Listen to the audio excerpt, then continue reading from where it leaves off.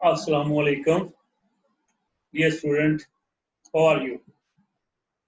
आप लोग खैरियत से होंगे। जिन लोगों ने अभी तक चैनल को सब्सक्राइब नहीं किया तो पहले चैनल को सब्सक्राइब करें, लाइक करें और कमेंट्स लिखें। जैसे कि आप जानते हैं कि हम एंजाइम्स जो हैं पढ़ रहे थे। सबसे पहले हमने एंजाइम की डेफिनेशन, स्ट्रक्चर और कोफैक्टर्स के मुताबिक पढ़ा। फिर एपोएंजाइम, कोलोएंजाइम जो कि मोस्ट इम्पॉर्टेंट शॉर्ट क्वेश्चन थे इस चैप्टर के, और फिर लोकेशन ऑफ एंजाइम।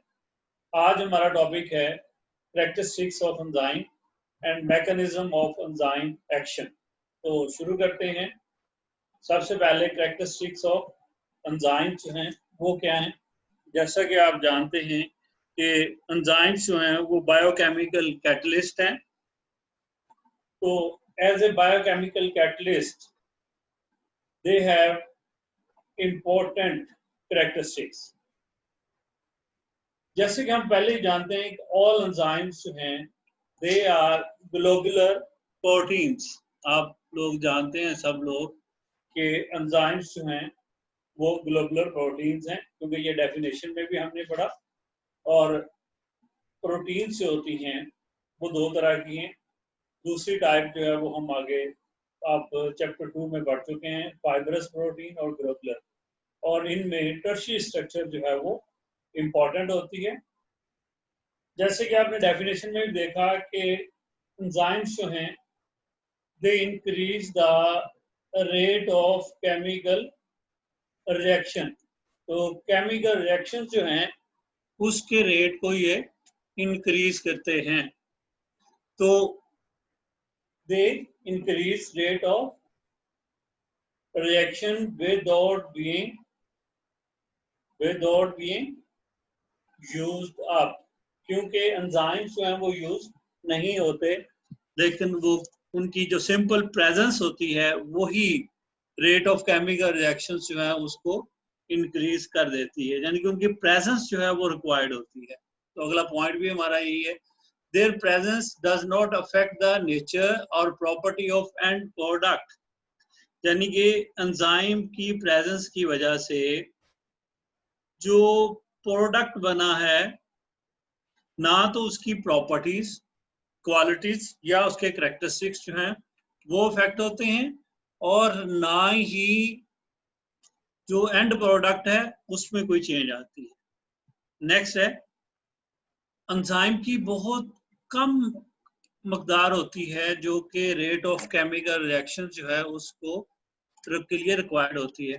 लिहाजा एंजाइम जो है इनकी स्मॉल अमाउंट जो है वही केमिकल रिएक्शन जो है उसको कंट्रोल करती है। तो enzyme, small amount of an enzyme can accelerate chemical reaction. Speed को बढ़ाने में सिर्फ उनकी क्योंकि प्रेजेंस चाहिए होती है, तो प्रेजेंस जो है वो स्मॉल कंसंट्रेशन की सूरत में भी हो सकती है। नेक्स्ट, क्योंकि एंजाइम्स स्पेसिफिक होते हैं तो they are sensitive, they are very sensitive. और ये सेंसिटिविटी क्या है इनकी, एंजाइम की, वो ये है कि ये एक टाइम में किसी भी फैक्टर जो है, जैसे कि चेंज इन पीएच है, टेम्परेचर है, सबस्ट्रेट कंसंट्रेशन, इन मामल की और अपनी ही एंजाइम की कंसंट्रेशन, इनके ये सेंसिटिव है। अगर इनमें कोई चेंज आती है तो रेट ऑफ केमिकल रिएक्शन भी अकॉर्डिंग टू चेंज हो जाते हैं। They are sensitive to even a minor change. वो चेंज पीएच हो सकती है, वो टेम्परेचर हो सकता है, सबस्ट्रेट कंसंट्रेशन हो सकती है, या एंजाइम की अपनी कंसंट्रेशन भी हो सकती है। Then very specific in their action, क्योंकि स्पेसिफिक होते हैं फॉर ए स्पेसिफिक सबस्ट्रेट, लिहाजा इसलिए एक सिंगल एंजाइम ही कैटलेट करता है एक सिंगल केमिकल रिएक्शन को या ग्रुप ऑफ रिलेटेड रिएक्शंस जो हैं, क्योंकि each enzyme is specific for a specific substrate। तो इस वजह से they are specific in their action, तो स्पेसिफाई होते हैं, जैसे कि हम पहले भी आपने पढ़ा, आगे भी हम मैकेनिज्म में भी इसको स्टडी करेंगे, because they have a specific active side होती है जिसकी वजह से। इसी तरह से some enzymes required a cofactor for their proper functioning, ये हमने पहले लेक्चर में पढ़ा था कि कोफैक्टर जो है वो प्रॉपर फंक्शनिंग ऑफ एंजाइम जो है उसके लिए जरूरी होता है, क्योंकि इसने सम टाइम एनर्जी भी प्रोवाइड करनी होती है और उसको गाइड करना होता है, ब्रिज बनाना होता है, इसलिए ये रिक्वायर्ड होता है। Then they lower the activation energy of the reaction, energy of activation that is a minimum amount of energy, वो कम से कम एनर्जी जो किसी केमिकल रिएक्शन को शुरू करने के लिए जरूरी होती है उसको हम कहते हैं एक्टिवेशन एनर्जी। तो दे लोअर द एक्टिवेशन एनर्जी, ये उस एनर्जी को और कम कर देता है। अब एंजाइम्स जो होते हैं, सम एंजाइम्स पोटेंशियली डैमेजिंग होते हैं, ये हार्मफुल होते हैं। वो पोटेंशियली डैमेजिंग जो एंजाइम्स हैं वो कौन से हैं? वो एंजाइम्स जो हैं बेटा, क्योंकि ये मैन्युफैक्चर होते हैं their places and then they are transported through the glands. जैसे कि आपको पता है कि जो ग्लैंड्स होते हैं, जो सेल्स होते हैं, उसमें मेजर कंपोनेंट जो है वो प्रोटीन का होता है। लिहाजा अगर ये एंजाइम्स एक्टिव फॉर्म में प्रोड्यूस हों, specially the enzyme which digest the proteins, तो ये उस एरिया को ही पहले डैमेज कर देंगे, डाइजेस्ट कर देंगे। तो इसलिए ये एंजाइम्स जो हैं ये इनएक्टिव फॉर्म में प्रोड्यूस होते हैं, then they activate at their site, जहाँ पे उन्होंने फंक्शन परफॉर्म करना होता है, जहाँ पे उन्होंने अपना काम करना होता है, उस जगह पे जाके ये एक्टिवेट होते हैं। जैसे पेप्सिन है, गैस्ट्रिक ग्लैंड से पेप्सिन सिक्रीट होता है। पेप्सिन प्रोटीन डाइजेस्टिंग एंजाइम है एक। अब अगर ये एक्टिव फॉर्म में सिक्रीट हो तो ये फौरन उन सेल्स को, यानी कि जो गैस्ट्रिक ग्लैंड्स हैं, उनको ही डाइजेस्ट कर देगा। लिहाजा ये इनएक्टिव फॉर्म में पेप्सिनोजन की सूरत में ये सिक्रीट होता है। पेप्सिनोजन जो है वो गैस्ट्रिक जूस के साथ मिल के गैस्ट्रिक ग्लैंड से सिक्रीट होता है, स्टमक पे आता है। स्टमक में जब आता है तो वहां पे या तो पेप्सिन की एक्टिव अमाउंट की वजह से या फिर वहां पे HCl की वजह से they are converted into the active form, और इस तरीके से ये प्रोटीन जो है उसको डाइजेस्ट करता है और इसकी एक्टिव फॉर्म जो कि पेप्सिन है वो प्रोड्यूस हो जाती है। तो ये है कैरेक्टरिस्टिक ऑफ एंजाइम। अब अमूमन क्योंकि इस चैप्टर में शॉर्ट क्वेश्चन ही आना होता है, तो अमूमन एग्जामिनर पूछ लेता है कि शॉर्ट क्वेश्चन कि right the 4 characteristic of enzyme. तो 4 लास्ट मिनिमम आपको कैरेक्टरिस्टिक्स याद होने चाहिए। ऐसे ही why some enzymes are potentially harmful या डैमेजिंग क्यों होते हैं, तो ये भी शॉर्ट क्वेश्चन आता है। तो इसके मतलब भी आपको पता होना चाहिए विद एग्जांपल, पेप्सिनोजन की एग्जांपल से आपने इसको डिस्कस करना है। नेक्स्ट है मैकेनिज्म ऑफ एंजाइम एक्शंस, कि एंजाइम किस तरीके से केमिकल रिएक्शन को कंट्रोल करते हैं, कैटालिसिस किस तरीके से कैटालिक एक्टिविटी जो है वो परफॉर्म करते हैं। तो हमने बेटा फर्स्ट में भी पढ़ा कि एंजाइम्स जो हैं दे आर ग्लोबुलर प्रोटीन्स। जो ग्लोब्यूल होता है वो 3 डायमेंशनल होता है हमेशा। तो एंजाइम जो हैं they are 3 dimensional globular proteins होती हैं। अब इन एंजाइम की एक स्पेसिफिक केमिकल कंपोजिशन है, और वो स्पेसिफिक केमिकल कंपोजिशन किस बेस के ऊपर है? वो है अमाइनो एसिड्स, क्योंकि हंड्रेड्स ऑफ अमाइनो एसिड्स जो हैं they join and coil together to produce the enzymes बनाते हैं। तो ये कंपोजिशन जो है एंजाइम की, उनमें से कुछ हैं जो एक्टिव साइट बनाते हैं, they are very few in numbers, जबकि majority of the amino acids जो हैं they maintain the structure of globular proteins, यानी कि ग्लोबुलर स्ट्रक्चर ऑफ एंजाइम्स। तो एंजाइम 3 डायमेंशनल ग्लोबुलर प्रोटीन्स हैं जो कि हजारों अमाइनो एसिड्स के आपस में मिलने और उनके क्वाइल होने से बने हुए होते हैं, और इन अमाइनो एसिड्स की स्पेसिफिक अरेंजमेंट के रिजल्ट में जो कि फ्यू अमाइनो एसिड्स होते हैं, दे प्रोड्यूस ए साइट जिसको हम एक्टिव साइट कहते हैं, जहां से एंजाइम ने रिएक्शन करना होता है, केमिकल अपना एक्टिवेशन करनी होती है, और जो रिमेनिंग एंजाइम है जो कि लार्ज नंबर ऑफ या बल्क ऑफ अमाइनो एसिड्स होते हैं, वो शेप को मेंटेन करने में मदद देते हैं।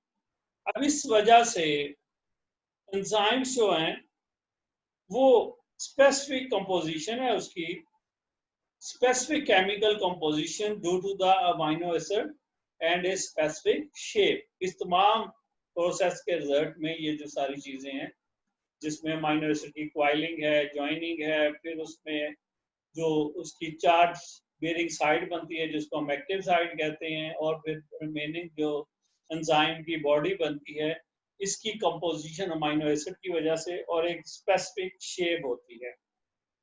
अब कोई भी ऐसी चीज, कोई भी ऐसा chemical substance which react with enzyme, जो एंजाइम के साथ रिएक्ट करता है, उसको हम बोलते हैं सबस्ट्रेट। वो सब्सटेंस क्या कहलाता है? सबस्ट्रेट कहलाता है। लिहाजा इस तरीके से एंजाइम जो है, ये तो एंजाइम के मुतालिक हो गया।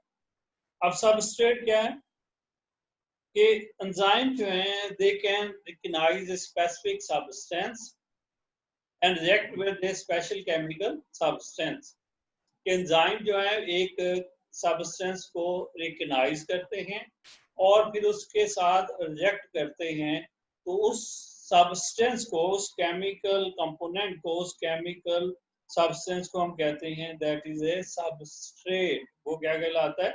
सबस्ट्रेट कहलाता है। And that substrate is transform into the product. और फिर ये जो सबस्ट्रेट होता है जो कि स्पेसिफिक है, उसको एंजाइम सबस्ट्रेट में कन्वर्ट करते हैं।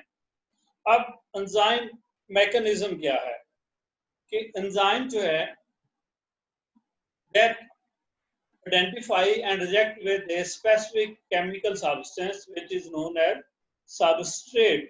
और ये जो सबस्ट्रेट है, ये इसकी ये एक्टिव साइड है, इसके साथ इसने रिएक्ट करना है। और जब एंजाइम और सबस्ट्रेट मिलते हैं तो उसके रिजल्ट में एंजाइम सबस्ट्रेट कॉम्प्लेक्स बनता है।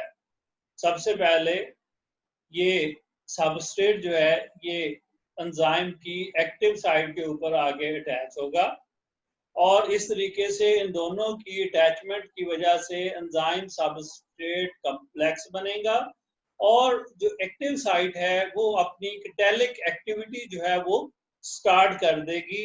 तो इसका मतलब ये है कि एंजाइम और सबस्ट्रेट के मिलने से एंजाइम सबस्ट्रेट कॉम्प्लेक्स बनना जरूरी है। अगर सबस्ट्रेट कॉम्प्लेक्स नहीं बनता तो फिर रिएक्शन भी कंप्लीट नहीं होगा। जब एंजाइम सबस्ट्रेट बन जाता है कॉम्प्लेक्स, तो फिर एंजाइम अपना कैटालिक एक्टिविटी जो है एक्टिव साइड परफॉर्म करती है, और इस तरीके से उसको चेंज करना शुरू कर देती है इनटू द प्रोडक्ट। लिहाजा जब रिएक्शन कंप्लीट होता है तो एंजाइम सेपरेट हो जाता है and the product is separated from the enzyme, और इस तरीके से प्रोडक्ट जो है बन जाता है। एंड देन दिस एंजाइम जो है that is used again and again, क्योंकि हमने कैरेक्टरिस्टिक में भी पढ़ा कि एक एंजाइम जो है उसकी नेचर के ऊपर कोई फर्क नहीं पड़ता, ना ही वो प्रोडक्ट जो है उसकी केमिकल नेचर जो है उसको अफेक्ट करता है। तो केमिकल नेचर या प्रॉपर्टी ऑफ प्रोडक्ट भी इफेक्ट नहीं हुई और एंजाइम के ऊपर भी कोई फर्क नहीं पड़ा। तो जैसे ही प्रोडक्ट बनेगा दैट एंजाइम इज रीयूज्ड। इसलिए एंजाइम जो हैं वो अगेन एंड अगेन जो है वो यूज होते हैं। अब जरा हम एक्टिव साइड को डिस्कस कर लें। What is the active side? An enzyme and its substrate react with each other through a definite charge bearing site. Enzyme और सबस्ट्रेट जो हैं वो एक जगह से, एक स्पेसिफिक एरिया से, जो कि चार्ज बीरिंग साइट होती है, डेफिनेट चार्ज बीरिंग साइट, वहां पे एक दूसरे के साथ रिएक्ट करते हैं, एक दूसरे से मिलते हैं। ये हमारे पास एंजाइम है, एंजाइम की ये एक्टिव साइड है, that is a active side. और एक्टिव साइड जो है वो मिलती है सबस्ट्रेट के साथ। अब हम एक्टिव साइड जो है जब उसको देखते हैं तो एक्टिव साइड फर्दर दो साइड से मिलके बनी हुई है। एक को हम बोलते हैं बाइंडिंग साइड और दूसरी है कैटालिक साइड। यानी कि एक्टिव साइड जो है इसकी आगे दो साइड्स हैं, एक बाइंडिंग साइड है और दूसरी कैटालिक साइड है। जो बाइंडिंग साइड है उसके फंक्शन क्या है, वो किस तरीके से काम करती है। Binding side help the enzyme number one recognisation, के वो सबस्ट्रेट को पहचानने में मदद देती है और प्रॉपर सबस्ट्रेट को एंजाइम के साथ बाइंड करने में मदद देती है। और तीसरा कि ये एक्टिवेट करती है कैटालिक साइड को कि वो केमिकल रिएक्शन जो है उसको कंप्लीट करे। तो ये इसके फंक्शन है कि बाइंडिंग साइड जो कि एक्टिव साइड की आगे सब साइड है, उसका काम पहचानना है, पहचानने के बाद वो सबस्ट्रेट को एंजाइम के साथ बाइंड करवाती है और फिर एक्टिवेट करती है कैटालिक साइड को कि वो रिएक्शन को कंप्लीट करे। कैटालिक साइड वो साइड है जहां पे केमिकल रिएक्शन ने टेक प्लेस होना होता है, यानी कि इस जगह पे आगे जब EX कॉम्प्लेक्स बन जाता है, एंजाइम सबस्ट्रेट कॉम्प्लेक्स बन जाता है, क्योंकि ये बाइंडिंग साइड बना रही है एंजाइम सबस्ट्रेट कॉम्प्लेक्स को, तो कैटालिक साइड फिर उसको कंप्लीट करने में, उस रिएक्शन को कंप्लीट करने में मदद देती है, क्योंकि एक्टिवेटेड कैटालिक साइड जो है वो कैटलाइज करती है और सबस्ट्रेट को ट्रांसफॉर्म करती है इनटू द प्रोडक्ट और फिर वो प्रोडक्ट बनाने में मदद देती है। आपको पता है तमाम रिएक्शन कंप्लीट होने के बाद एंजाइम जो है वो डिटैच हो जाता है फ्रॉम द प्रोडक्ट और वो अनचेंज्ड होता है, जो हमने कैरेक्टरिस्टिक में ऑलरेडी पढ़ा। लिहाजा that enzyme is used again and again. और इस तमाम प्रोसेस के लिए एंजाइम की एक्टिवेशन के और एंजाइम को अपना फंक्शन परफॉर्म करने के लिए एक्वस मीडियम रिक्वायर्ड होता है, यानी कि they required aqueous medium for the activity function perform करने के लिए। तो अब फीडबैक मैकेनिज्म कि how the chemical reaction is controlled और हाउ एंजाइम वर्क, एंजाइम किस तरीके से काम करते हैं। अगर हम एंजाइम्स के एक्शंस को देखें तो एंजाइम हमेशा सीरीज ऑफ केमिकल रिएक्शंस की सूरत में, यानी कि एक परफेक्ट ऑर्डर के प्लेस के तौर पे किसी भी मेटाबॉलिक रिएक्शन को कंट्रोल करते हैं। जैसे आप पता है रेस्पिरेशन है या फोटोसेंसर का मैकेनिज्म, ये सिंगल स्टेप केमिकल रिएक्शन नहीं है। They have many intermediate compounds and they have many intermediate steps. लेकिन ये तमाम के तमाम जो सीरीज ऑफ केमिकल रिएक्शंस होते हैं, they are taking place in a particular order, एक खास तरतीब के साथ ये तमाम रिएक्शंस जो हैं वो सक्सेसिवली यूज होते हैं। और इस प्रोसेस में एंजाइम जो है वो अपना प्रोडक्ट अगले एंजाइम को एज ए सबस्ट्रेट प्रोवाइड कर रहा होता है। और ये बिल्कुल ऐसे लगता है, अभी हम इससे देखते हैं कि हमारे पास एक इनिशियल सबस्ट्रेट है ए, इसने प्रोडक्ट है ई, उसमें कन्वर्ट होना है तो उसके अंदर डिफरेंट स्टेप्स हैं। ए जो है वो पहले बी में कन्वर्ट हुआ, बी में कन्वर्ट होने के लिए दैट रिक्वायर एंजाइम ए। तो एंजाइम ए का, एंजाइम 1 का जो सबस्ट्रेट है वो ए है और प्रोडक्ट बी है। देन एंजाइम 2, एंजाइम 2 का सबस्ट्रेट बी है लेकिन इसका प्रोडक्ट सी है। अब इसी तरह से एंजाइम 3, इसका सबस्ट्रेट सी है लेकिन इसका प्रोडक्ट बी है। ऐसे ही डी का के लिए जो एंजाइम है 4, इसका जो सबस्ट्रेट है वो डी है और जो प्रोडक्ट है वो ई है। E is the final product. अब इस सीरीज में आप देखें कि ये एक series of chemical reactions take place हुई जिसके रिजल्ट में initial substrate is converted into the final product.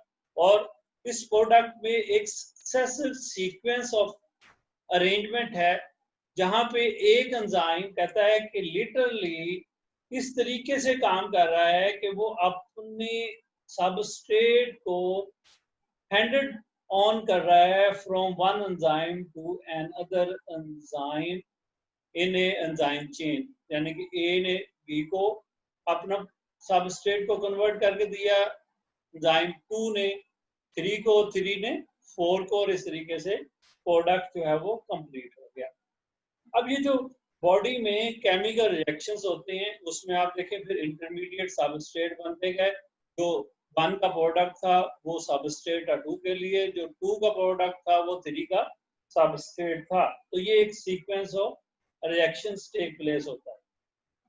अब ये केमिकल रिएक्शंस जो हैं ये अनलिमिटेड तो नहीं होते।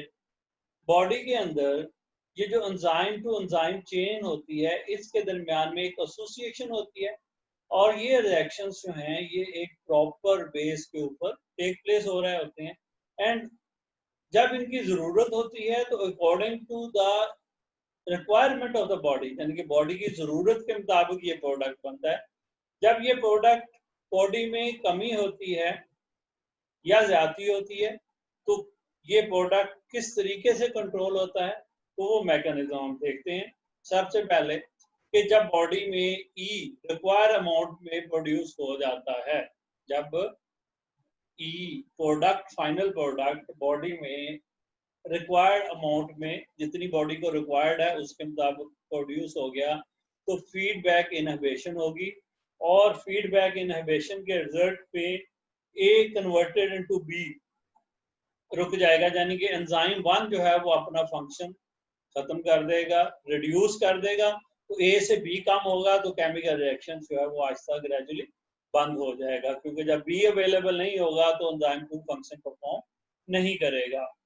और जब बॉडी को एक्टिवेशन की जरूरत होती है, यानी कि जब प्रोडक्ट ई रिक्वायर्ड होता है, तो फिर एक्टिवेशन कैसे होती है, तो एक्टिवेशन होती है प्रीकसर्स एक्टिवेशन की मदद से। प्रीकसर्स क्या होता है, ये रॉ मटेरियल होते हैं, ये वो सब्सटेंस होते हैं जो कि किसी केमिकल रिएक्शन को स्टार्ट करने के लिए रिक्वायर्ड होते हैं, जिसको हम रिएक्टेंट कहते हैं। They are called as reactant कहलाते हैं। तो उसके रिजल्ट में, इस एक्टिवेशन के रिजल्ट में चेन जो है वो स्टार्ट हो जाती है, यानी कि ए से बी प्रोड्यूस होना शुरू हो गया, बी से सी, सी से डी और डी से ई। तो इस तरीके से एंजाइम टू एंजाइम चेन या एसोसिएशन के रिजल्ट में फंक्शंस जो हैं वो परफॉर्म होते हैं। तो ये था आज का हमारा टॉपिक कि किस तरीके से मैकेनिज्म एंजाइम एक्ट कैसे करता है और एंजाइम्स की कैरेक्टरिस्टिक्स क्या हैं। अगर आपको लेक्चर पसंद आया तो ज़रूर लाइक करें, अपने दोस्तों के साथ इसको शेयर करें और कमेंट्स करना मत भूलिएगा। और सबसे इम्पोर्टेंट बात कि चैनल जो है उसको शेयर ज़रूर करें और उसको आप सब्सक्राइब ज़रूर करें। मेरी तरफ से अल्लाह हाफिज़, अल्लाह आपका निगहबान।